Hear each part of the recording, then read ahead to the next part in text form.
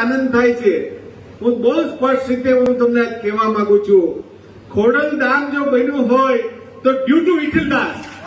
વિઠ્ઠલદાસ ના હોય તો ખોડલધામ ન બને. એનો પાયાનો સાક્ષી હું છું.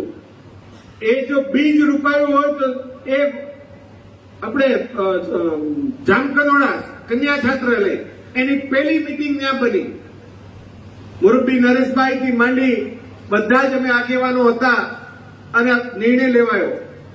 અને જે ખોડલધામ નું જે કઈ પાયામાં જે કઈ કરોડો રૂપિયાનું જે દાન આપ્યું અને દાન મેળવું એ વિઠ્ઠલદાસ અને વિઠ્ઠલદાસની શક્તિ હતી કે કોઈને હાથ મૂકે અને કોઈને વાત કરે એ વ્યક્તિને ના કહી ન શકે.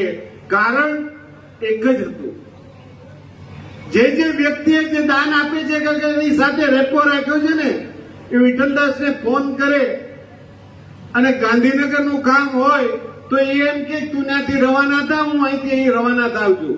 સવારે 8 વાગે આપણે ગાંધીનગર ભેગા થશું. દિલ્હીનું કામ હોય તો હું અહીંથી દિલ્હી જાઉં છું, તું દિલ્હી આવ. આ વસ્તુ આ વ્યક્તિએ સમાજના એક કામ, સમાજના કોઈ પણ આગેવાનોનો કામ અડધી રાતે કામ કર્યા છે. અને જે કામ કર્યા છે તો ખરા, જે ફંડ લીધું, ફંડ રૂપિયાનું લીધું અને 100 રૂપિયાની ઇમારત ઉભી કરી, 100 રૂપિયાનું વર્ક કર્યું. અને કેટલો સિમ્પલ માણસ, કેબિનેટ મંત્રી હોય, સંસદ સભ્ય હોય, ગામડામાં ગમે ત્યાં જાય, લગ્નમાં જાય, ગમે તે જગ્યાએ જાય. મને ઘણી બધી આરે મને એમ થાય, ગમે તે જગ્યા ગરીબ માણસને ઘરે જમવાનું હોય, ગમે તેવો જમી લે, ગમે એ ટાઈટ તડકો ગરમી હોય, હસતો ને હસતો અને સ્કૂટર ઉપર રવાના થાય. ગમે એ માણસ એને મળી શકે, ગમે એ માણસ એમ કે તું કહી દેજે વિઠ્ઠલદાસ મારા માસીનો દીકરો છે.